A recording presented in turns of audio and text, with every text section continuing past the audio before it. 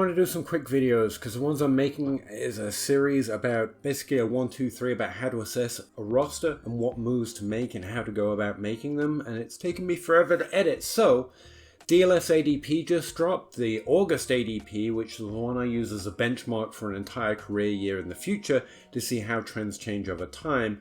The upshot being that all the values, my ranks, DLF consensus ranks versus ADP just updated for the final time before the season takes off. So I thought we'd look at who are the players everyone else is sleeping on and we should target in our dynasty leagues. Alright, so first up I use a pretty simple value calculation looking at the logarithmic difference between the rank of DLF consensus, the consensus of DLF rankers, and ADP, which updates based on anywhere from 6 to 9 mock drafts that DLF runs. On average, who has the biggest difference between the two on a logarithmic scale, which makes it sound fancy, but all it means is that first round picks taken in the first 10 matter more than picks taken in the bottom 250, and so it adjusts accordingly based on how many points we should expect for those drafted earlier and those drafted later. The differences have to be smaller in order to be a bigger drastic difference in terms of looking at ranks versus ADP. Sounded simple in my head. Anyway, first off, the most missed drafted player according to DLF consensus ranks is Treylon Burks, which warms my heart no end. But it's worth noting only 22% of DLF rankers actually have him anywhere near the wide receiver 19. That's where he comes in overall when you compare all the DLF ranks, put him on an average, sort them by that average rank, and then look at how many wide receivers are drafted before him, using that average. 19 wide receivers, or he's the 19th wide receiver, 18 wide receivers are drafted earlier than him, but only 22% of the 9 DLF rankers actually have him within 3 positional spots of that. Me and most have him around about wide receiver 24 to 20 instead of 19 to 17, which means that biggest buy might be a slight exaggeration, but it does mean we as a group, the smart rankers of DLF, prefer him a lot more than DLF ADP, which has him ranked around wide receiver 36 overall, taken 95th off the board on average in ADP, 48th off the board according to DLF ranks. So yeah, he's still worth that first round pick plus if you can get him on your roster. The second player that DLF rankers are suggesting we should be most interested in, Wan'Dale Robinson. Now Wan'Dale Robinson only had one game and it was very last game before he got injured, but the New York Giants depth chart isn't exactly resplendent in talent to the point that we expect a resurgence from Darren Waller this year. So at wide receiver 79th overall in ADP, 201st pick off the board, looking at average drafts, DLF rankers consider him almost twice that in terms of value. We're ranking him on average around 109th overall and wide receiver 46 as opposed to 79 in ADP. 77% of rankers of those 9 DLF rankers actually have him pretty close to wide receiver 46 or better.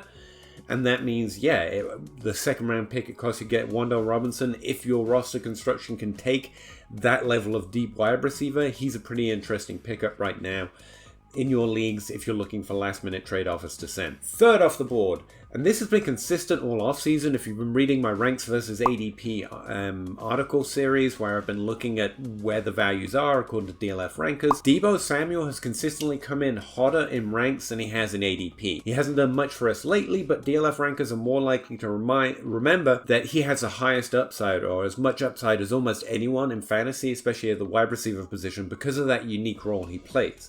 He does have a predilection for injuries, or has done over the last few seasons, and the San Francisco 49er depth chart is somewhat of a concern in that we don't know exactly how the work's going to be divvied up, but it is a very highly drafted depth chart because every player on it has a history of production and is in the middle or the prime of their career, and we expect good things from the offense in general. Ranks suggesting just holding out hope a little bit for Deebo Samuel might be worth it. He's currently ranked 20th as wide receiver 23 overall in ADP, 65th off the board. How deep do we want to go on this list? Because I've literally got the entire ADP ranked and sorted by this value calculation. Let's just stick with players with 20% or more logarithmic difference because it's a pretty clean cutoff line and it makes a total of 1, 2, 3, 4, 5 players, which is a nice YouTube-friendly number. So after Deebo Samuel, Jalen Waddle. He was a hot ticket all last offseason according to my analysis and the players that I was targeting, and now my current rostership. DLF rankers, and I am one of them, are still going pretty hard in the paint, or in the woods, or in the bark? Tree bark? I don't know the cool sayings, but we really like Jalen Waddle still. Wide receiver 2 on his team most likely, but a wide receiver 1 in fantasy consistently, even though he's only played in the league for a couple years, being drafted in 2021. Deebo Samuel is currently ranked 8th off the board in ADP, 25th overall valued player in Dynasty when you look at the average of drafts. So again, this player doesn't come for nothing. The player rostering him is pretty happy to roster him, but DLF rankers suggest they like him almost twice as much, ranking him as wide receiver 4 on average, with 66% of wide receivers having him at that rank or very close to it, and I am definitely in that group, and 14th overall. Again, that means there's 10 players being drafted between Jalen Waddle and where rankers would actually take him. That rankers will be interested in trading for with a little bit of a plus in order to make up the value difference of ADP. One of the more underrated or sleeper-ish kind of name on this 5-player list, Darnell Mooney. Darnell Mooney is heading into 2023 as a 2020 draft prospect into his 3rd career year. 3rd career year is a really interesting year. It's normally not when we see a lot of volume increases, but we do see a lot of breakouts into the top 24 and the top 12 for the first time. Now, Darnell Mooney's been in the top 24 at least once before now, which is why we were drafting him around Amon-Ra St. Brown last year, if memory serves. In fact, I think I fell into that trap in a few redraft places more than once, and I still feel deeply ashamed for it. But just because he's entering his 3rd year doesn't mean that he hasn't already had a proven track record of production. Okay, the team is hit or miss in terms of whether that passing volume is going to increase or decrease. If there's any chance the improved pass offense with the addition of Chase Claypool, but also DJ Moore, can actually bolster the team's passing offense and move the ball further down the field more often through the receiving game. And Justin Fields, who should increase at least a little bit, he needs to increase a lot, but if he increases just a little bit, as should be expected, in passing efficiency. But for Darnell Mooney, that almost doesn't matter. If he's able to retain the wide receiver 2 spot, which I think he definitely should over Chase Claypool, to be honest with you, with DJ Moore heavily in the lead, because he's consistently been a volume earner throughout his career and has been slightly more efficient in worse situations, unlike Darnell Mooney last year. But he should be able to retain that wide receiver 2 spot and have at least a top 36 season, if not rebound back into the top 24 this year. Average draft really doesn't see it that way. Currently they're ranking him as the 200th ranked or valued dynasty player according to the mock drafts and ADP in August. That puts him as wide receiver 78. I definitely disagree with that, and if you look at the consensus of 9 other DLF rankers, so it's not just my love of players not drafted in the first or second round of the NFL draft, because undrafted free agents matter. If we take that bias out of it and look at 9 DLF rankers, all of whom love draft capital, they just love it, 55% of those 9 rankers actually rank him in and around the exact same place in Dynasty in terms of a wide receiver positional rank.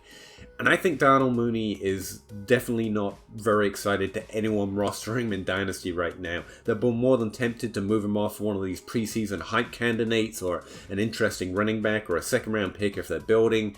And he's definitely got upside for any team that can use startability with potential upside heading into 2023.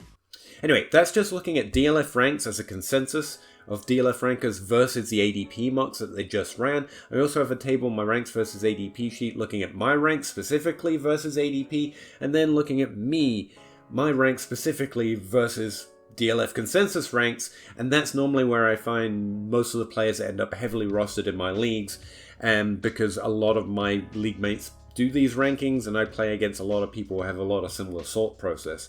But by all means, check them out. They're in the rank sheet, should be linked around there, or check out that ranks versus ADP article I mentioned, because I've been writing it all off season. It's just about to kick off, and over the last 3 weeks we've been looking at waiver wire pickups. Players that are ranked but not currently drafted according to ADP at each position, and it's actually highlighted some really interesting names, and I've been checking on my leagues and actually found a lot of them on the waiver wire. And that's been a pretty effective process, so by all means check it out. I publish it on DLF. There's a small version of it over on Patreon as well, for anyone who likes to check that out. And that's it, I'm out of here. Hopefully this video will take like 5 minutes to edit instead of 2 weeks, and I'll be able to get a video out earlier. Wouldn't that be fun? Anyway, thanks for checking out the video. Check out some of that stuff maybe, like, subscribe, and thanks very much.